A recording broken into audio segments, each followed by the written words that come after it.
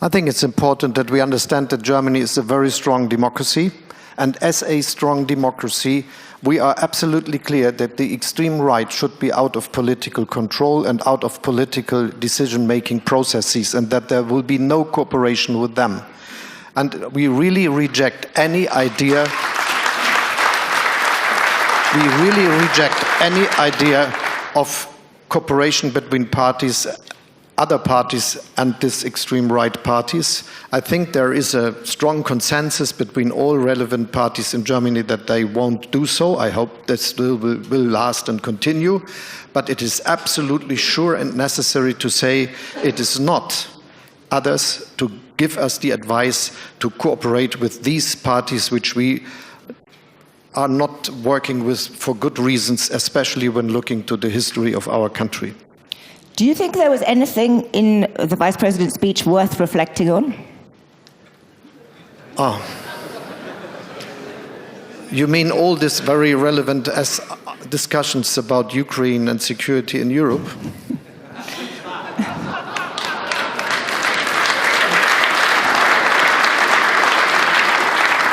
I think you've answered my question, but I mean it somewhat seriously. Was there anything in that speech which was a broadside against many aspects of Europe that you think is criticism worth reflecting on? I think, aside of the questions we are discussing here, we should be very clear that free speech in Europe means that you are not attacking others in ways that are against legislation and laws we have in our country. And that's the case. There is no difference between the digital world and the analog world, to say it like this.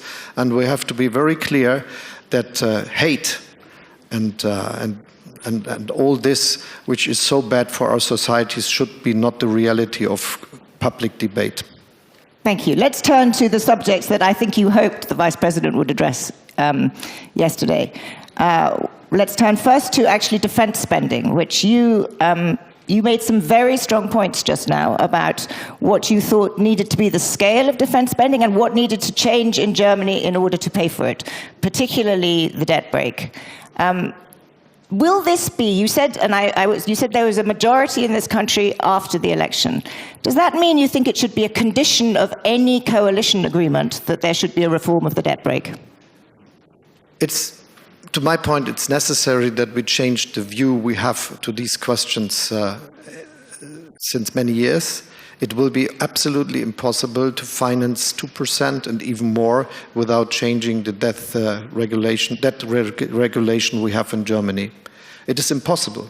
And we helped us out of the situation with this extra fund of 100 billion, which gave us the opportunity to do the necessary investments and to have more than 2% of GDP invested into defense now.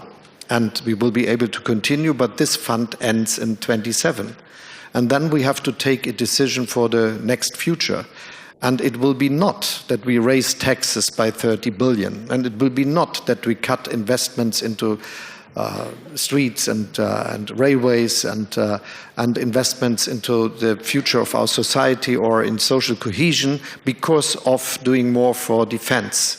So it is absolutely clear that without a change in the view of looking at this debt regulation, we wouldn't be able to fulfill the request of 2%, and even we wouldn't be absolutely unable to do more. And this is the same with many other countries in Europe, and that's the reason why I said we have to rethink also in Europe the question. And my concrete proposal here is that we think that when it goes over 2%, we have to have something where our criteria of that regulation are not against spending.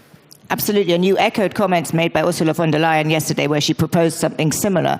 Can I just clarify, though, both on the European side and with the debt brake, is this a permanent change? Should defense spending permanently be excluded from the debt brake?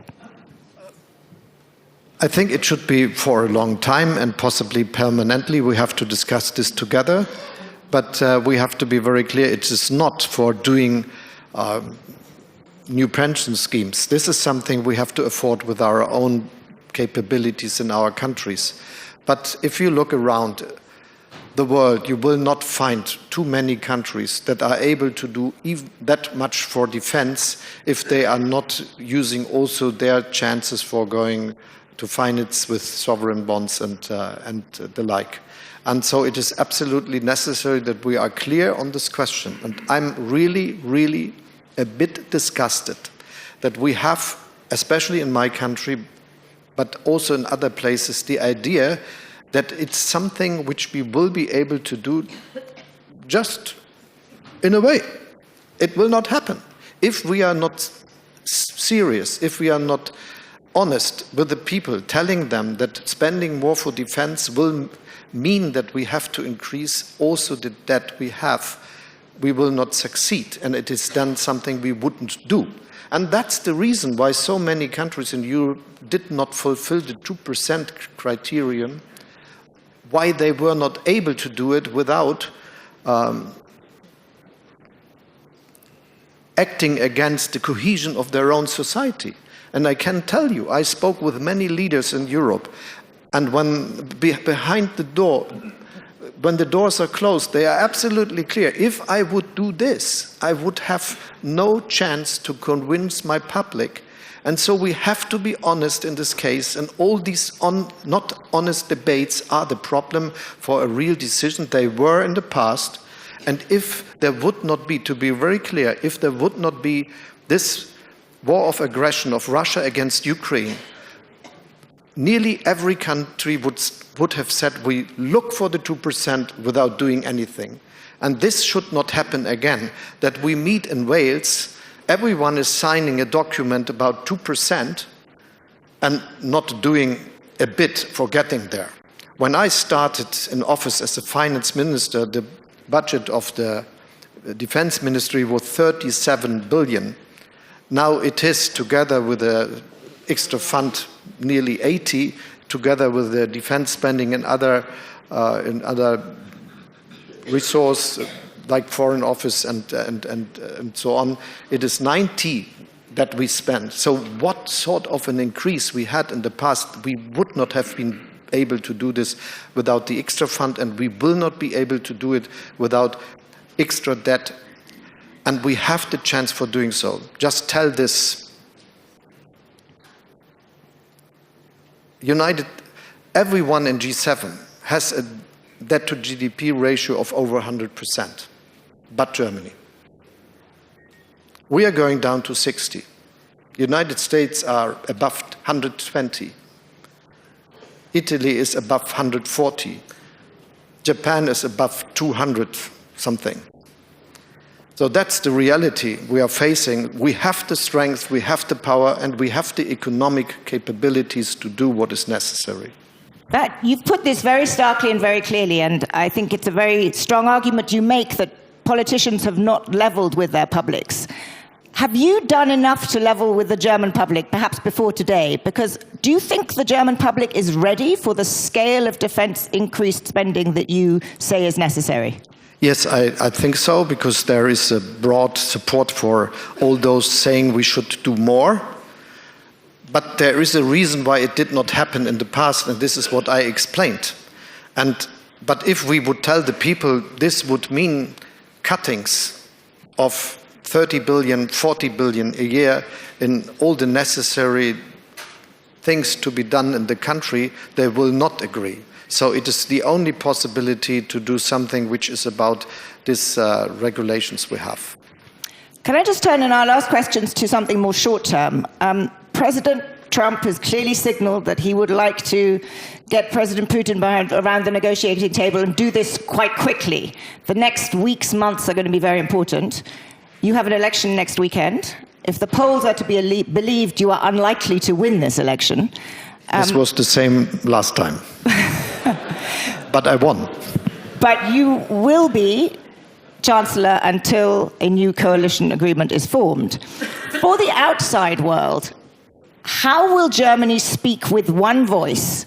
How will Germany be a credible partner in the coming weeks and months if there is no clarity around what the next government will be, or indeed what their positions will be? How will you ensure that you can be the leading voice in Europe in the next weeks and months? This is a long tradition in Germany that the cooperation, even between parties that are fighting against each other in elections is strong enough that we always look at our country and how we represent it in a situation like this. So I have no doubt that we will be able to act with a broad consensus in Germany.